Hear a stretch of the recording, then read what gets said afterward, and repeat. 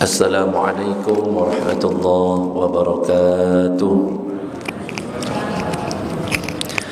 Bismillah walhamdulillah, assalatu wassalamu ala rasulillah Sayyidina Muhammad ibn Abdillah wa ala alihi wa sahbihi wa man wala.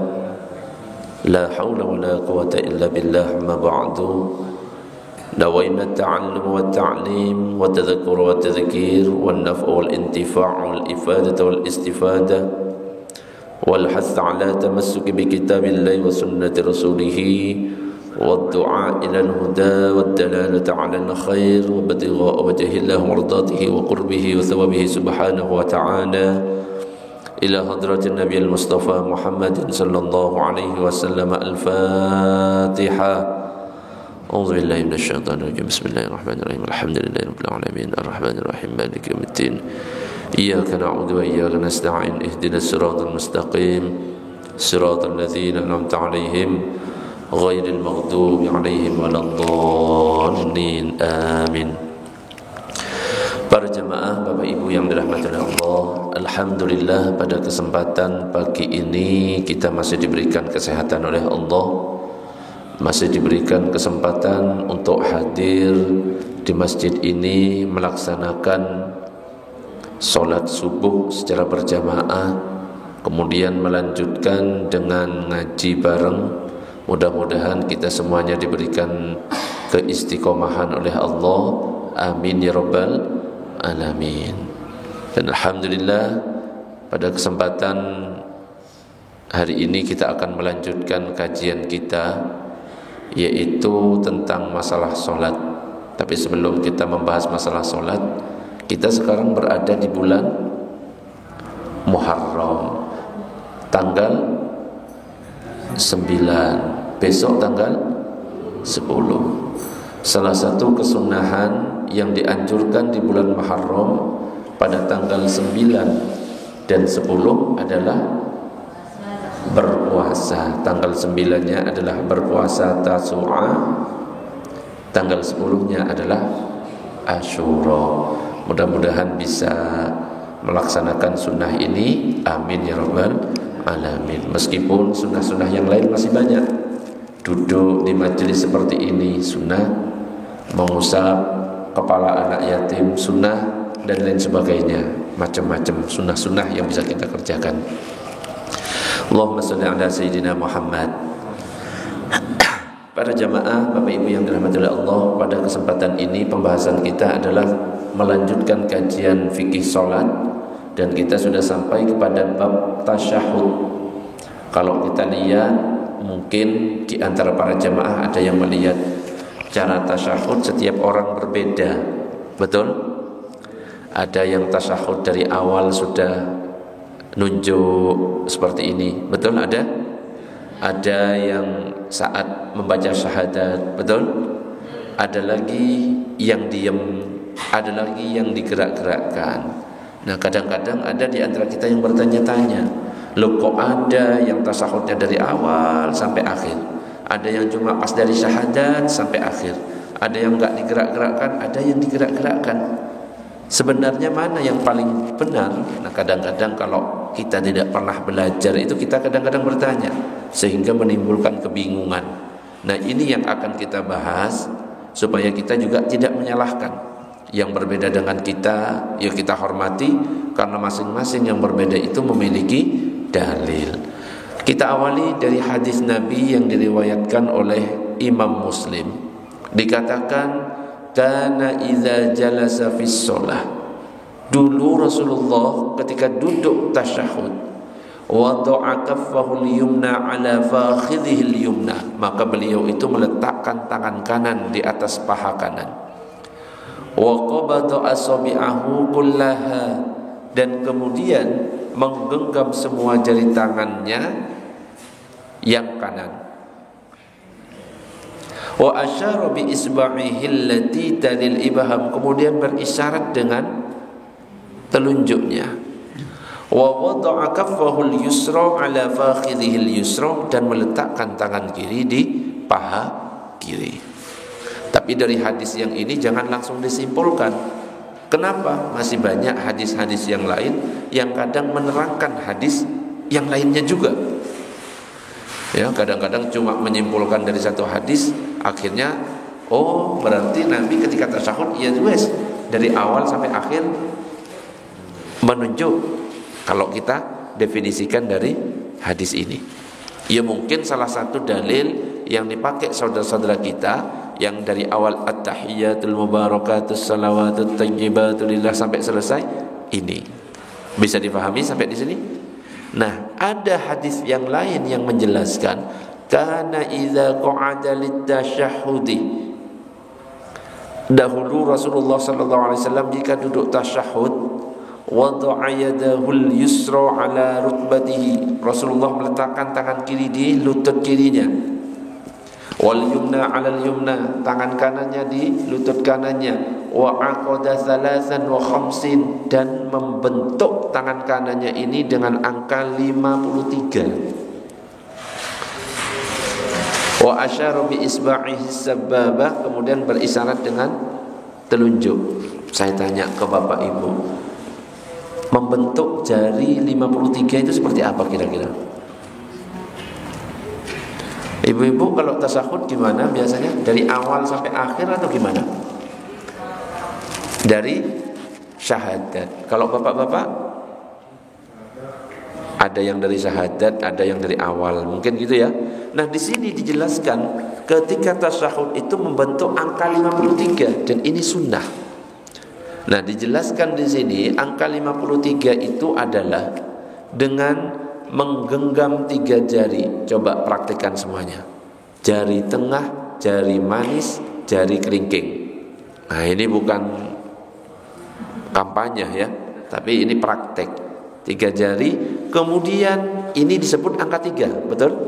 3. Dan menjadikan jari telunjuk kanan meletakkan ujung ibu jari jempol ke telunjuk kanan seperti ini. Tek.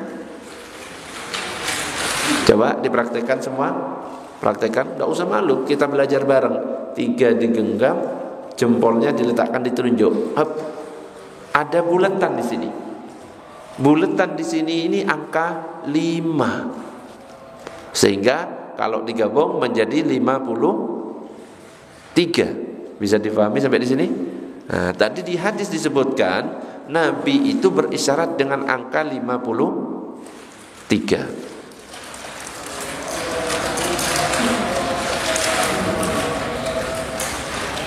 Allahumma shalli ala sayyidina Muhammad.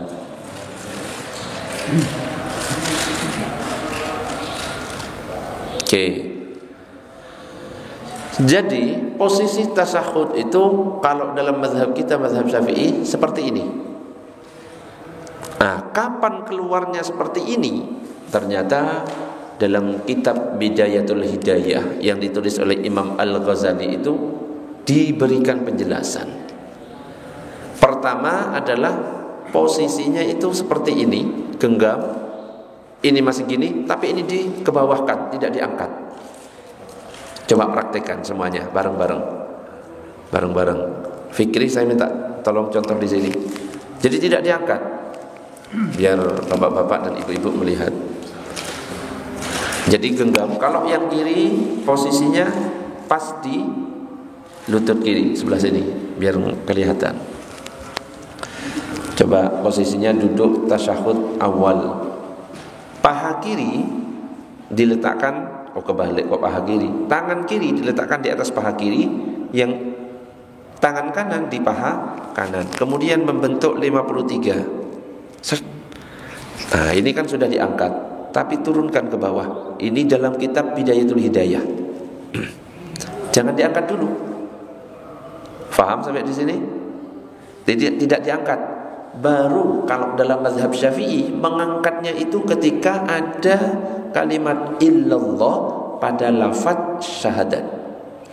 Asyhadu an la ilaha illallah, baru diangkat. Ini tetap posisinya 53. Di sini berlubang angka 5. Ya, cuma diangkat. Yang awalnya tidur, ibu-ibu ngelihat? Enggak. Kurang jelas, nanti di situ ya Pak Freddy. Nah, satunya Pak Freddy di sini. Nah, Ini ada Ustaz Sofyan. Dipraktekkan di situ. Sudah ya. Jadi pertama tidur dulu, tidur. Nah, ojo tidur beneran ya. Ininya tidur. Ketika masuk ke kalimat syahadat, asyhadu an la ilaha, angkat. Posisi tetap diangkat tapi posisinya tetap seperti ini. 53. Illallah. Pandangan yang awalnya tempat sujud berubah. Kemana? Telunjuk. Ibu-ibu sudah jelas di situ?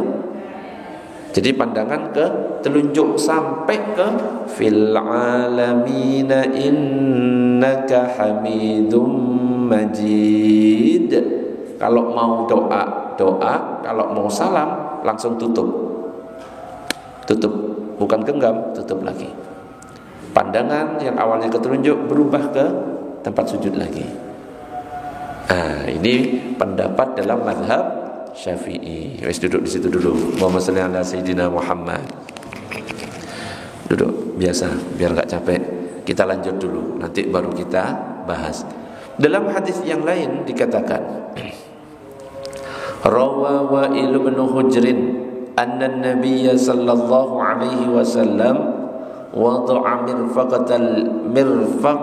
mirfaqahul ayman ala fakhidhil yumna, bahwa Nabi meletakkan siku kanannya di atas paha kanan. Summa aqada min asabi'il khinsar wallati taliha wa halaqa halaqatan bi isba'ihil wusta 'ala al-ibham wa rafa'a as-sababa yushiru biha. Nah, ini penjelasan yang tadi. Jadi membuat isyarat kemudian diangkat jarinya. Dalam hadis yang lain masih banyak hadis-hadisnya. Kana Nabi sallallahu alaihi wasallam yusiru bi isba'ihi idza da'a wa la yuharrikuha. Nabi memberikan isyarat ketika berdoa. Maksudnya berdoa di sini tasyahud, dan ia tidak menggerak-gerakkannya. Jadi tidak digerak-gerakkan, dan ini adalah pendapat dalam mazhab Syafi'i. Jadi kalau mazhab Syafi'i berarti digerak-gerakkan atau tidak? Tidak. Bahkan kalau digerak-gerakkan dalam mazhab Syafi'i hukumnya makruh. Ya, jadi cukup seperti itu kalau mazhab Syafi'i. Lah Ustaz, berarti teman-teman kita yang menggerak-gerakkan apakah itu tidak benar? Belum tentu tidak benar, karena masih ada dalil bahwa Nabi itu menggerak-gerakkan jarinya. Ya. Masih kita lihat dulu hadis-hadisnya. Hadis yang lain dikatakan di sini. Rawa Wa'il bin Hujrin fi saffi salatin Nabi, dalam sifat salat Nabi, fi wasfi salatin Nabi, di dalam mensifati salat Nabi, thumma qa'ada waftarasha rijlahu al-yusra wa wada'a kaffahu al-yusra ala fakhidhihi wa rukbatihi al-yusra wa ja'ala hadda mirfaqihi al-ayman ala fakhidhihi al-yumna thumma qabada ithnaini min asabihi wa halaqa halaqatan thumma rafa'a isba'ahu fara'aituhu yuharrikuha yad'u biha. Nah, ini pendapat yang kedua. Jadi di sini kata-kata yuharrikuha artinya adalah menggerak-gerakkan. Jadi Nabi pernah juga ketika berisyarat itu menggerakkan jarinya. Jadi kalau kita melihat ada yang menggerakkan, ya tidak masalah karena Nabi pernah melakukan. Kalau ada yang tidak menggerakkan, tidak masalah juga karena Nabi juga pernah melakukan. Nah, tetapi pembahasannya di sini menggerakkannya itu atas bawah atau kemana? Kalau kita lihat biasanya gerakannya kemana? Atas bawah. Kalau gerakannya ke arah yang lain, misalnya pojok kanan ke pojok kiri, boleh tidak? Atau kanan kiri, atau diputar-putar, boleh tidak? Nah, itu ya pertanyaannya. Oke. Sebelum kita bahas, nanti 4 mazhab itu berbeda. Sebelum kita bahas di sini, yang perlu kita pahami, sebenarnya masalah mengangkat jari atau berisyarat dengan telunjuk itu hukumnya sunnah. Artinya Artinya apa? Kalau ada orang tasyahud gak mengangkat tangan, wis gini terus sampai fil alamin innaka hamidum majid, boleh apa enggak? Boleh. Sah apa enggak? Sah, karena hukum mengisyaratkan telunjuk itu adalah sunnah. Jadi jelas di sini sebenarnya nggak ada permasalahan, mau yang diem, mau yang digerak-gerakkan, tidak masalah sebenarnya. Karena orang yang nggak mengangkat telunjuk sebenarnya tetap sah. Tetapi kita ingin mencari keafdolannya itu yang mana. Maka di sini dijelaskan kalau mazhab Hanafi berisyaratnya itu berbeda dengan mazhab Syafi'i. Mazhab Hanafi itu ketika masuk syahadat, coba kita praktek lagi. Ketika masuk syahadat kayak tadi 53, asyhadu an la, ketika la. Berdirinya itu ketika la. Asyhadu an la ilaha tutup. Malah gak isyarat. Sampai fil alamina innaka hamidum majid gak isyarat, cuma sebentar. Itu mazhab apa? Hanafi. Coba ulangi lagi. Asyhadu an la ilaha illallah. Sampai fil alamina innaka hamidum majid gak pakai isyarat. Itu mazhab Hanafi. Yang kedua, ada lagi mazhab Maliki. Nah, mazhab Maliki ini yang mensunnahkan menggerak-gerakkan jari. Wa nudiba tahrikuha, dan disunnahkan untuk menggerak-gerakkan jari telunjuknya. Tapi di sini dikatakan yaminan wa shimalan. Menggerak-gerakkannya itu bukan atas bawah, tapi kanan kiri. Kalau mazhab Maliki kanan kiri dari awal sampai akhir. Jadi coba kanan kiri gerak. At-tahiyyatul mubarakatus salawatut thayyibatu lillah. Kalau mazhab Maliki gerakannya kanan kiri. Kalau atas bawah di antara 4 mazhab gak ada yang mengajarkan atas bawah. At-tahiyyatul mubarakatus salawat gak ada.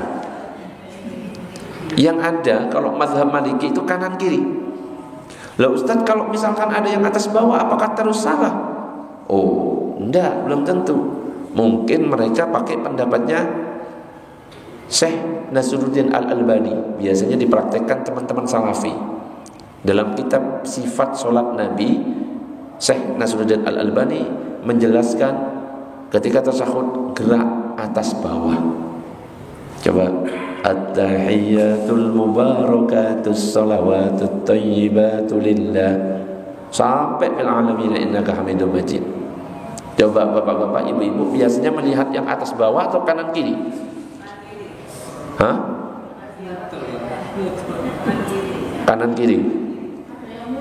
Ada yang muter ya. Nah, kalau yang kanan kiri ada dalilnya mazhab Maliki. Kalau yang atas bawah pakai pendapatnya teman-teman Salafi ya, dari Syekh Nasruddin Al-Albani atas bawah. Kalau yang muter Ustaz, saya pernah melihat yang muter, itu mungkin bingung, iki sing bener kanan kiri atau atas bawah, akhirnya digabung putar. Coba at-tahiyyat, ini bingung, nggak ada dalil yang muter itu. Yang ada itu iklan, diputar, dijilat, dicelupin. Nah, jadi nek dalilnya tasyahud muter nggak ada, tapi kalau iklan ada. Intinya semuanya benar. Nah sekarang kalau mazhab Hambali itu, kalau Syafi'i kan sudah tadi. Kalau mazhab Hambali setiap lafaz Allah gerak. Setiap ada lafzul jalalah gerak. Jadi kalau misalkan belum ada lafaz Allah, enggak. At-tahiyyatul mubarakatus salawatut thayyibatu lillah. Tutup lagi. Assalamu alayka ayyuhan nabiyyu wa rahmatullah wa barakatuh. Assalamu alayna wa ala ibadillahis salihin. Susah enggak? Susah, harus fokus. Karena setiap lafaz Allah gerak. Nek enggak fokus bisa nyasar. asyhadu an la ilaha illallah wa asyhadu anna Muhammadar Rasulullah, hayya 'alas shalah, hayya 'alal falah. Kalau enggak fokus, loh, qad qamatis shalah, kok iqamah? Itu kalau enggak fokus, harus fokus. Sing gampang kan mazhab Syafi'i, cuma ngelihat wes selesai.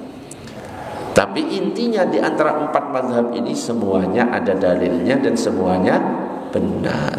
Begitu juga yang gerak-gerak atas bawah kanan kiri, semuanya juga diperbolehkan. Yang enggak boleh itu kalau dibalik. At-tahiyatul ma ini enggak boleh, ya. Kenapa? Nantang malaikat, ya. Iki lapung ngono ya, apa nanti malaikatnya? Malah emosi, ya. Repot. Allahumma shalli ala sayyidina Muhammad. Duduk. Ibu-ibu enggak boleh dibalik, nggih. Cukup kanan kiri, atas bawah atau diem saja. Oke. Itu tentang tasyahud. Sebelum saya lanjutkan, mungkin ada pertanyaan. Monggo, monggo. Saya pernah melihat itu dari awal kasusnya ini terus sedang turun lagi dan ibu pernah melihat nuding dari awal terus di tengah tunduk, mungkin ngantuk, ya. Nah, apalagi sholatnya Jumat, ya. Nah, akhirnya turun lagi, pas kebangun, astagfirullah, gitu ya. Nggak ada, karena kalau kayak gitu tuh nuding, nunduk, atau pas tulisan itu gerak-geraknya gimana Ustaz? Itu tulisan Allah, alif, lam, malah susah, ya. Malah repot Allah, malah gerak. Bismillah. Jadi nggak ada nuding terus melemah gitu, nggak ada, ya. Jadi kalau memang mau nuding ya nuding aja. Itu. Ada pertanyaan yang lain, monggo. Kakinya itu Pak, duduknya. Bagaimana duduknya? Kalau duduk tasyahud awal seperti biasa. Nah, duduk tasyahud awal. Jadi kakinya itu memanjat. Kaki itu memanjat. Nah, memanjat itu ya kayak gini, ya. Bukan, coba ditidurkan kakimu yang kanan. Nah, bukan gini. Loh, kalau duduknya seperti ini apakah sah? Sah. Cuma tidak mendapatkan kesunahan. Duduk iftirosh yang benar itu seperti ini. Kalau bisa. Ustaz, bisanya cuma 1 jari, jempol, betul kan? Ada yang kayak gitu kan? Karena wis kaku, Ustaz. Nah, itu tanda-tanda kurang berapa hari, ya. Nggak, insyaallah panjang umur semuanya. Kalau tasyahud akhir agak masuk ke dalam, coba. Tasyahud akhir. Nah, masuk ke dalam. Nah, sekarang muncul pertanyaan, Ustaz, saya nggak mau duduk seperti itu. Saya duduknya bersila. Jadi habis sujud langsung bersila. Coba. Sujud. Subhan rabbiyal a'la wa bihamdik. Allahu akbar, bersila. Duduk bersila gimana? Bersila. Saya pokoknya mau bersila. Ulangi. Ya kan ada kadang-kadang orang ngeyel itu. Allahu akbar, bersila. Wis lebih enak. Pertanyaannya, sholatnya sah apa enggak? Sah dari mana? Itu mesti ngawur, ya. Sah apa enggak? Kalau ditanya sahnya, sah. Karena yang disunnahkan duduk, yang wajibnya duduk. Duduknya bebas. Tapi yang disunnahkan duduk yang seperti tadi. Duduk lesehan, apa-apa. Yang penting di depan gak dikasih kopi. Tambah kopi ya tak gak sah, ya. Jadi kalau duduk bersila sah sebenarnya, cuma makruh, tidak sesuai dengan sunnah. Ada pertanyaan yang lain? Monggo silakan sebelum dilanjut. Masih tasyahud, silakan.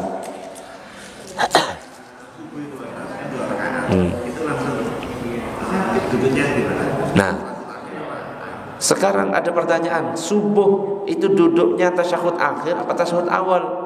Ada yang sebagian duduknya tasyahud awal, betul? Salat subuh karena 2 rakaat dengan alasan kalau 2 rakaat duduknya ya iftiros, duduk tasyahud awal baru salam. Itu pendapat mazhab yang lain. Tapi kalau mazhab Syafi'i, kalau tidak mau berdiri lagi, tasyahud akhir duduknya. Kalau tidak posisi mau berdiri lagi, duduknya tasyahud akhir. Makanya tasyahud awal duduknya itu kan iftirosh. Karena apa? Mau berdiri lagi. Bagi yang datangnya terlambat, yang masih mau nambah 1 rakaat, imam mau salam, duduknya gimana? Duduknya tasyahud awal. Tapi bacaannya full lengkap sampai fil alamina innaka hamidum majid. Karena mau berdiri lagi, duduknya tasyahud awal. Nah, itu kalau dalam mazhab Syafi'i. Ada pertanyaan lagi? Monggo sebelum dilanjut. Ibu-ibu, ada pertanyaan? Kalau kakinya tidak manjat gimana Ustaz? Wong duduk bersila aja sah. Bersila itu gak manjat belas ya. Sah. Apalagi kalau sudah asam urat ya, wis lengkap penyakitnya ya. Gak masalah. Tapi kalau masih bisa, diusahakan memanjat. Jadi memanjat itu hukumnya sunnah kakinya ya. Ada pertanyaan yang lain? Monggo. Lanjut. Allahumma shalli ala sayyidina Muhammad.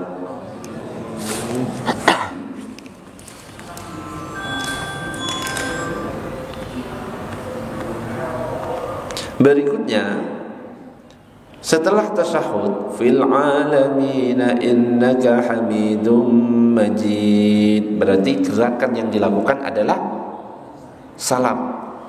Dalam hadis dikatakan, an Amir bin Sa'din an abihi qala kuntu ara Rasulullah sallallahu alaihi wasallam yusallimu an yaminihi wa an yasarihi hatta ara bayad khaddihi, bahwa Rasulullah sallallahu alaihi wasallam mengucapkan salam ke kanan dan ke kiri hingga aku melihat pipinya yang putih. Jadi kalau salam pastikan sampai kelihatan, dan cukup yang noleh itu kepala, tidak boleh dengan wajah. Dengan wajah ya apa sih? Iki ngantuk Ustaz iki. Terlihat dari suaranya ngantuk. Gak boleh dengan badannya. Assalamualaikum warahmatullahi. Ini batal. Assalamualaikum warahmatullahi.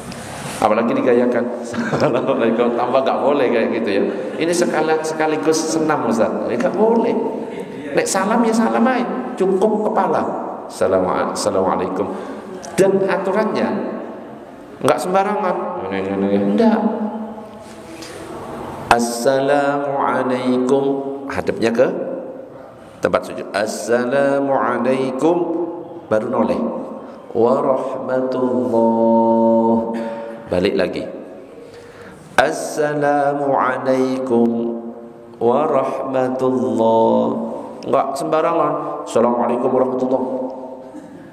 Assalamualaikum warahmatullah. Enggak gitu. Ya, coba bersama-sama. Assalamualaikum, noleh. Warahmatullah, balik lagi. Assalamualaikum warahmatullah. Enak. Sing di sebelahnya enggak usah jawab. Oh, salam. Enggak usah. Batal ngono ya. Enggak usah. Enggak boleh. Ketika salam, yang wajib itu cukup yang kanan yang wajib.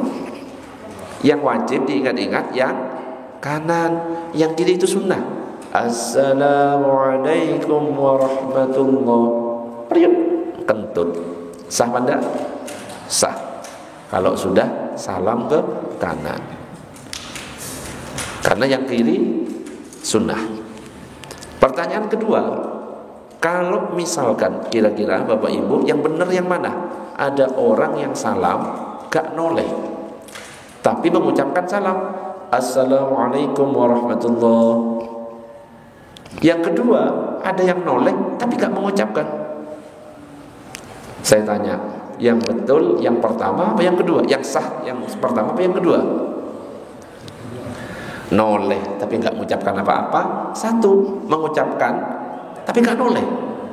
Sing bener dua-duanya Ustaz, mengucapkan sama noleh. Iya wis ngerti kalau gitu. Ini pertanyaan ekstrim. Satunya gak noleh. Assalamualaikum warahmatullah. Assalamualaikum warahmatullah. Kadang ke depan terus. Mungkin dikunci stang ya. Makanya gak iso ya. Kuncinya lupa. Kunci setel. Iya teh. Kira-kira Yang pertama gak pakai noleh, yang kedua noleh tapi gak mengucapkan. Yang pertama apa yang kedua? Oh, beda ibu-ibu sama bapak-bapak ini. Ibu-ibu yang pertama, bapak-bapak yang kedua. Rumusnya itu ibu-ibu tidak pernah salah. Rumusnya itu ibu-ibu tidak pernah salah. Jadi satu rumus untuk bapak-bapak yang harus diketahui. Satu, ibu-ibu tidak pernah salah. Dua, apabila ibu-ibu melakukan kesalahan, kembali ke nomor satu. Ibu-ibu tidak pernah salah. Rumus, biar ngerti. Maka yang benar ibu-ibu, karena ibu-ibu tidak pernah salah. Yang benar itu enggak noleh itu. Karena yang rukun ucapan. Salam itu termasuk rukun qauli atau rukun ucapan sing dipentingkan. Yang ditekankan adalah ucapannya. Nolehnya itu hukumnya sunnah. Biar tahu, oh alah, nolehnya ternyata sunnah. Jadi orang yang lupa enggak bawa kunci, ya, lehernya dikunci setir, sah itu. Assalamualaikum warahmatullahi wabarakatuh. Mungkin di sebelahnya itu ono tetangga sing menjengkelkan, gak mau noleh. Assalamualaikum warahmatullahi wabarakatuh. Assalamualaikum. Masih sah, ya. Daripada cuma noleh. Itu malah gak sah, gak pakai salam, ya. Jadi yang paling afdol salam plus noleh. Allahumma shalli ala sayyidina Muhammad. Nah, berikutnya, Ustaz, saya pernah melihat ada orang mengucapkan salam lengkap. Assalamualaikum warahmatullahi wabarakatuh. Betul? Mana yang disunnahkan? Lengkap apa cukup cuma sampai assalamualaikum warahmatullahi? Coba ibu-ibu kira-kira yang mana yang benar? Yang disunnahkan itu yang lengkap atau cukup sampai warahmatullahi? Bapak-bapak, enak lengkap. Pak Herman nanti kalau ngimami di sini lengkap. Gak berani ya. Cuma omong tok ya. Nah, kita lihat di sini. Qauluhu wa akmaluhu salam wa akmaluhu, dan paling sempurnanya mengucapkan salam assalamualaikum warahmatullahi. Ucapan assalamualaikum warahmatullahi itu ucapan paling sempurna. Wala tusannu ziyadatu wa barakatuh, dan tidak disunnahkan mengucapkan wa barakatuh. Jadi mengucapkan wa barakatuh tidak disunnahkan. Yang sempurna itu cukup assalamualaikum warahmatullahi, assalamualaikum warahmatullahi, sudah. Kecuali di sholat jenazah. Kalau sholat jenazah lengkap assalamualaikum warahmatullahi wabarakatuh, assalamualaikum warahmatullahi wabarakatuh. Ini pendapat dalam mazhab kita, mazhab Syafi'i. Berarti, bukan berarti, maksudnya bukan berarti yang menambah wabarakatuh selalu tidak sunnah. Berarti mungkin saja mereka pakai pendapat di luar mazhab Syafi'i. Tapi kalau kita mazhab Syafi'i cukup assalamualaikum warahmatullahi, assalamualaikum warahmatullahi. Jelas sampai di sini? Nah, jadi tidak disunnahkan menambah wabarakatuh. Dan dianjurkan sebelum salam itu ada doa. Nabi sebelum salam itu berdoa minta perlindungan kepada 4 hal. Biasanya doa sampai fil alamina innaka hamidum majid. Ada yang tahu doanya? Allahumma inni a'udzubika min azabi jahannam wa min azabil qabri wa min fitnatil mahya wal mamati wa min syarri fitnatil masihid dajjal. Nabi minta perlindungan sebelum assalamualaikum warahmatullahi. 4 perlindungan. Minta perlindungan dari neraka jahanam, minta perlindungan dari azab kubur, dari fitnah hidup mati, dari fitnah al-masih dajjal. Ibu-ibu sudah hafal? Baca bareng. Allahumma inni a'udzubika min azabi jahannam wa min azabil qabri wa min fitnatil mahya wal mamati wa min syarri fitnatil masihid dajjal. Sudah hafal? Loh, yang enggak hafal catat gitu loh. Sekali lagi, Allahumma inni a'udzubika min azabi jahannam wa min azabil qabri wa min fitnatil mahya wal mamati wa min syarri fitnatil masihid dajjal. Ya Allah, aku berlindung dari azab jahannam, aku berlindung dari azab kubur, aku berlindung dari fitnah hidup mati, aku berlindung dari fitnah dajjal. Itu hafalkan. Ya apa cara ngafalkannya? Ya dihafalkan ya. Ngafalkannya ya Allah. Kalau enggak hafal, kertas letakkan di depan. Set. Ya. Jadi takmir nyiapkan kertas, doa sebelum salam letakkan di depan. Tempel. Enggak apa-apa awal-awal. Nanti hafal sendiri.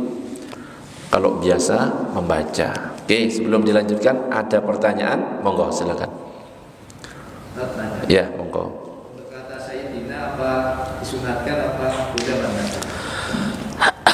Untuk kata Sayyidina saat tasyahud, apakah disunahkan atau tidak? Oke, biar langsung keluar dalilnya, tak buka dulu ya. Nek ngomong ngedap terus itu kan nggak keren ya. Jadi harus lengkap sak dalil. Mudah-mudahan masih kesimpen. Saya buka filenya. Allahumma salli ala Sayyidina Muhammad wa ala ali Sayyidina Muhammad, gitu ya. Kama sallaita ala Sayyidina Ibrahim wa ala ali Sayyidina Ibrahim wa barik ala Sayyidina Muhammad wa ala ali Sayyidina Muhammad kama barakta ala Sayyidina Ibrahim wa ala ali Sayyidina Ibrahim fil alamin innaka Hamidum Majid. Apakah itu dianjurkan? Sebentar, tak buka dalilnya, mudah-mudahan masih kesimpan aja. Saya lemot. Sayyidina enggak muncul di situ ya. Dina. Ada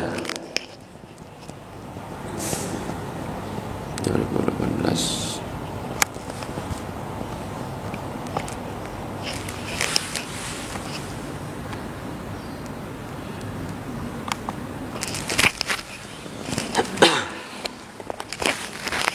Ini tulisan saya tahun 2018. Masih ada ternyata. Wal afdalu al-ityanu bilafdhis siyadati kama qalahu Ibnu Zahirata wa sarraha bihi jam'un.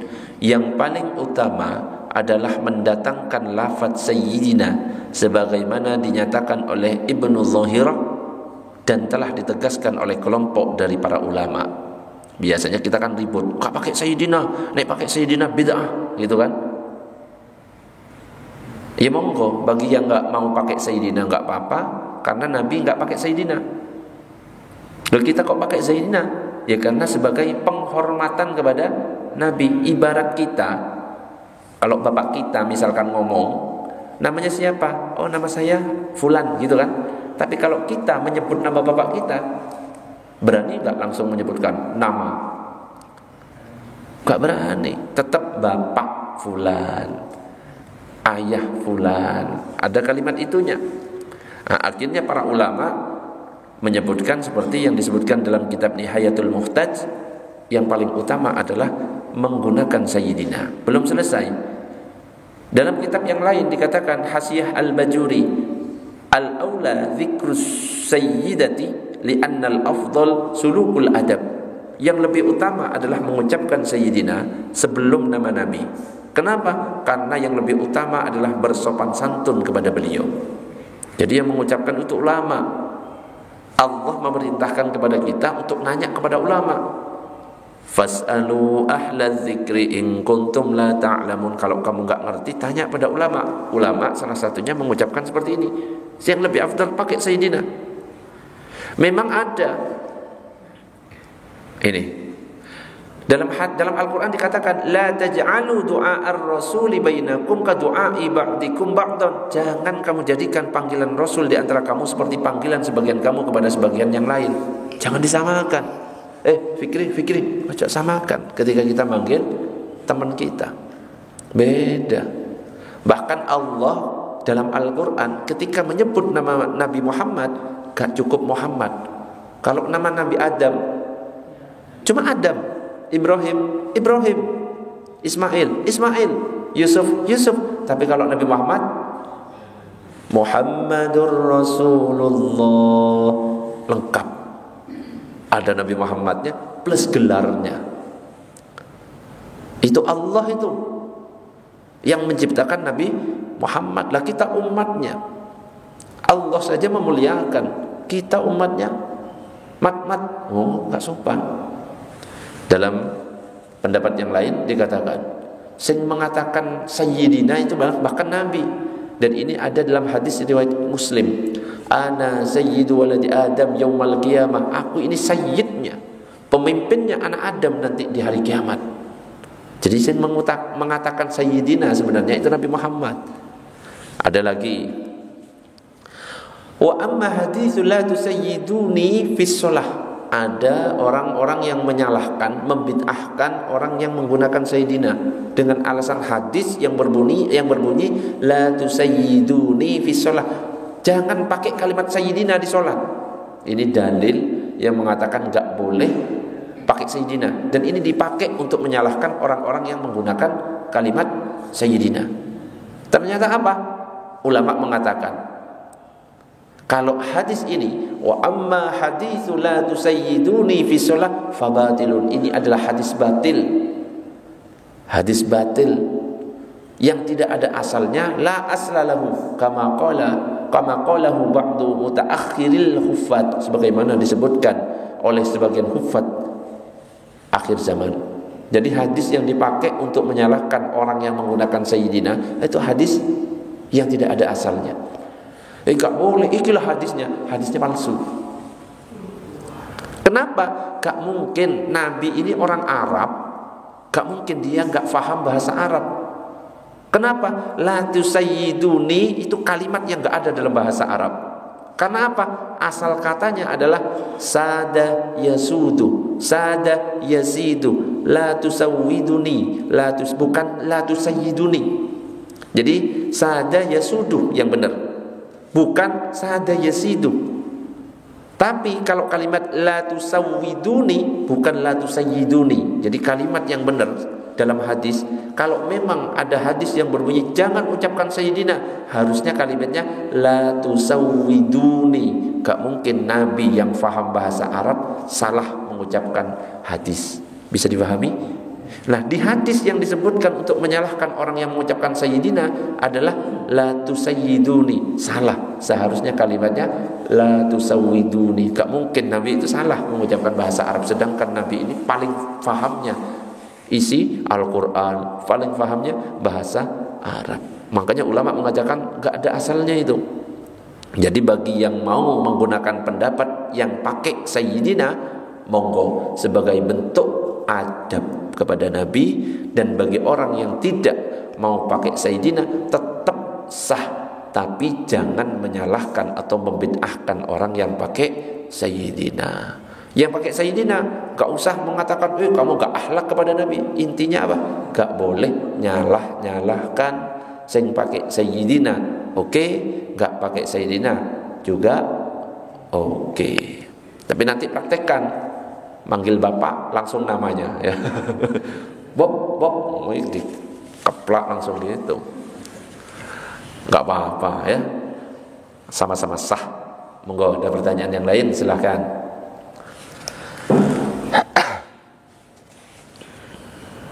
Yang jadi masalah itu kalau sudah ada ustadz yang biasanya itu kalau beda dengan pemahamannya langsung disalahkan. Itu yang repot. Akhirnya didoktrin ke jamaahnya yang gak paham ikut-ikutan seperti itu, nyalah-nyalahkan. Lebih baik ya wes lah, transparan gitu ya. Kayak uang kas harus transparan. Kalau memang ada pendapat yang membolehkan, sampaikan, iki loh pendapat yang membolehkan. Langsung sampaikan, monggo mau pilih yang mana, pilih ini atau itu, selesai. Nek kalau kayak gitu ustadz semuanya, damai Indonesia ini. Ya. Islam sekarang kan ribut gara-gara beda. Satunya maulid Nabi, satunya enggak. Yang enggak bid'ah itu. Yang maulid Nabi, wes gak cinta Nabi itu. Ya kan? Pancet aja bulet kayak gitu. Aslinya kan gampang. Yang maulid Nabi, silakan. Enggak maulidan, ya enggak apa-apa, bisa hemat. Bisa bayar uang kontrakan, uang kos, ya kan? Sing maulid Nabi, ya enggak apa-apa, sedekah. Gampang aslinya. Ribut kan PDW umat Islam ini.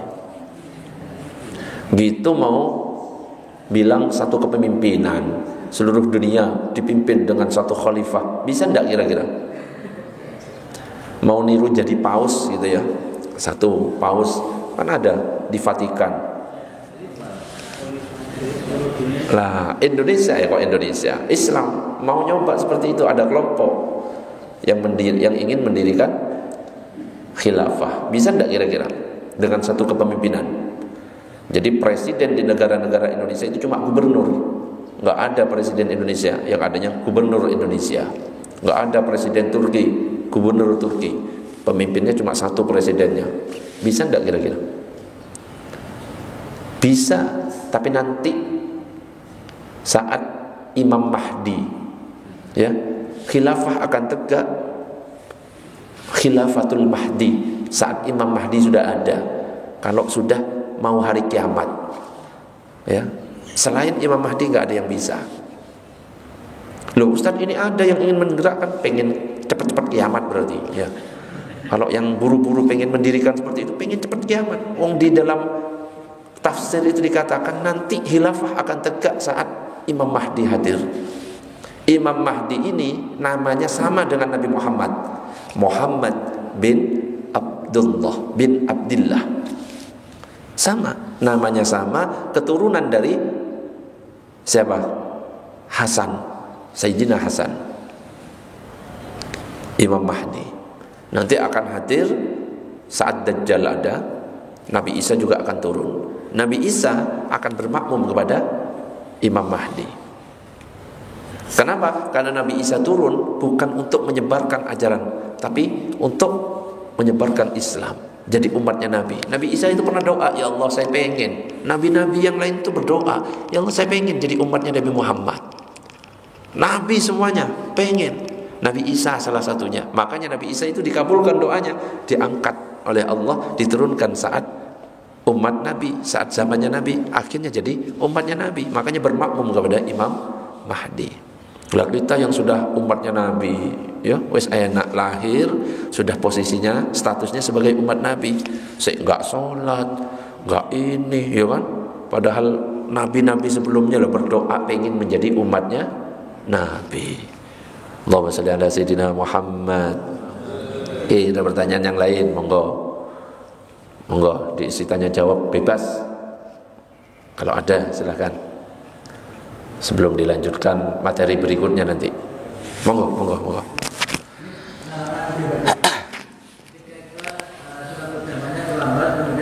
Kita ada bertiga orang, kemudian menjadi imam. Ketika dia sholat, dia tidak mengeraskan suaranya sampai akhir. Yang dua terakhir tidak dikeraskan. Apakah kita sebagai makmum sholatnya itu sah? Oke, ada kasus satu orang sholat, dua orang jadi makmum, gitu ya. Kemudian kebetulan sholatnya mungkin maghrib, isya atau subuh ya, karena dijahar isya harusnya kalau menjadi imam dikeraskan. Nah sekarang ternyata jadi imam nggak dikeraskan. Allahu Akbar, kayak sholat duhur. Allahu Akbar. Pertanyaannya, sah enggak sholat berjamaahnya? Sholat duhur jadi imam malah dikeraskan. Allahu Akbar, Bismillahirrahmanirrahim. Ayo dibalik sekarang. Duhurnya dikeraskan, maghrib gak dikeraskan. Saya tanya, ini bukan masalah apa ya, saya tanya sah atau tidak. Sahnya dulu. Kalau ditanya sahnya sah, cuma makruh hukumnya, karena tidak menyesuaikan pada tempatnya. Bagaimana sholat jamaah? Misalkan tadi subuh saya nggak mengeraskan, Allahu Akbar, Allahu Akbar, sah. Ngantuk mungkin ya, Allahu Akbar, Allahu Akbar, Assalamualaikum. Bingung jamaahnya. Kalau nggak ngaji bingung, loh kok nggak dikeraskan ini? Sah kalau ditanya, sahnya sah, cuma makruh ya, karena sebenarnya ada alasannya. Kenapa kok duhur asar itu dikeraskan? Kebalik. Kenapa duhur asar itu sil tidak dikeraskan, maghrib isya subuh itu dijaharkan, dikeraskan? Apa alasannya? Nah, alasannya dua. Yang pertama, karena Nabi yang mengatakan, "Shallu kama ra'aitumuni usolli." Salatlah kamu sebagaimana kamu melihat aku salat. Nabi salatnya seperti itu, ikuti, enggak usah protes. Yang kedua, dalam sarah kitab Safinatun Najah atau kitab Kashifatus Syajah namanya, itu dikatakan dulu Nabi itu kan dikejar-kejar orang kafir untuk dibunuh. Makanya ketika siang orang-orang kafir ini lagi semangat-semangatnya nyari Nabi di waktu duhur asar. Akhirnya apa? Supaya lebih aman, suara tidak terdengar, maka disirkan. Allahu Akbar. Kalau malam orang-orang kafir biasanya tidur, capek. Maghrib, apalagi isya, apalagi subuh, capek. Makanya dikeraskan. Bismillahirrahmanirrahim. Itu salah satu alasannya. Ada pertanyaan yang lain, monggo ibu-ibu. Silakan. Monggo. Jangan melotot. Boleh bertanya. Silakan. Masih ada? Kalau nggak ada, saya tutup ya. Ini sudah mulai kering. Nanti saya buka jam 6 ini. Wes gak sahur, buka ya. Gak apa-apa, tergantung. Ini kalau nggak kuat tak minum. Ada pertanyaan lagi? Ya, monggo. Mengenai ada imam. Kadang-kadang ada imam yang mungkin waktu sama asar itu kan itu nggak baca belasan, itu cepat sholatnya. Tapi waktu dibaca, waktu maghrib bisa itu dilama-lamakan. Itu untuk salam imam batasnya gimana? Ya, kalau duhur cepat, kalau maghrib malah lama. Kalau misalnya jujur, membaca dengan keras dan membaca dengan pelan itu pasti lebih cepat yang pelan. Coba buktikan. Buktikan, lebih cepat yang pelan. Iya kan? Kalau jujur. Agak keras, Bismillahirrahmanirrahim, Alhamdulillahirabbil alamin, karena butuh tenaga. Sebenarnya lebih cepat yang pelan. Cuma kadang-kadang ada orang yang mungkin niatnya juga ikhlas ya. Jadi imam kalau misalkan sir cepat aja, gak ada yang mau dipamerkan gitu ya. Kalau maghrib isya subuh suara dipamerkan, makanya akhirnya dipelan-pelankan. Bismillahirrahmanirrahim. Tapi kalau sholat di rumah cepat. Nah, ikut tanda-tanda sholat gak ikhlas itu ya kalau kayak gitu. Tapi kalau sama, di masjidnya ya sama kayak gitu, di rumahnya sama, itu mungkin ya, insya Allah ikhlas semuanya. Adabnya gimana? Seharusnya tartil tetap, mau sir, mau jahar, tetap dibaca sesuai tajwidnya. hak-haknya huruf harus tetap diberikan. Kalau memang dengung ya dengung, kalau harus samar-samar di bibir ya samar-samar di bibir, kalau jelas ya dibaca jelas, ya harus sesuai. Ya jangan cepat-cepat juga, meskipun duhur ya ojo cepat-cepat, sing standar, biar gak diprotesi Pak Rustam ya. Nah, ini kan diprotesi Pak Rustam. Tapi memang ada tak kami itu nggak tahu kok rasanya kesusu gitu loh. Maksudnya kalau segera jangan jadi imam, jadi makmum aja. Iya. Mengganggu orang makmumnya ya. Akhirnya nggak khusuk gitu ya. Ada imam kok memang potongan cepet gitu ya. Kayaknya buru-buru ya. Kalau misalkan ngelihat imam yang seperti itu kok sholatnya cepat sekali, habis sholat itu diingatkan, Pak jangan lupa SIM STNK-nya. Gitu aja. Helm juga, biar gak ditilang polisi. Wes negurnya itu via sindiran aja. Itu aja. Ada pertanyaan yang lain? Monggo Pak Herman. Dulu asar itu kan siri itu Pak. Nah, maksud dikirnya di utamakan siri. Kalau kita itu jahar semuanya, mau zikir jahar semuanya. Ya disesuaikan. Kalau misalkan Masjid Muhammadiyah, apakah yang jahar terus zikirnya jahar? Enggak kan? Tetap sir. Begitu juga kalau Masjid NU, mau sholatnya sir, mau sholatnya jahar, ya tetap zikirnya tetap biasanya bareng, biar kompak ya. Kalau NU sama kayak Muhammadiyah, sholat sir, sholat jahar, tapi zikirnya tetap sir semuanya. Gitu, nggak apa-apa. Sesuai dengan imamnya. Imamnya jahar, imamnya sir, ya sir. Gitu aja. Monggo, ada pertanyaan yang lain silakan. Waktunya kurang. Habis sudah. Ini tak tambah materi eman soalnya. Materinya eman, panjang soalnya. Ada pertanyaan? Monggo, satu pertanyaan lagi kalau ada silakan. Kalau nggak ada ditutup.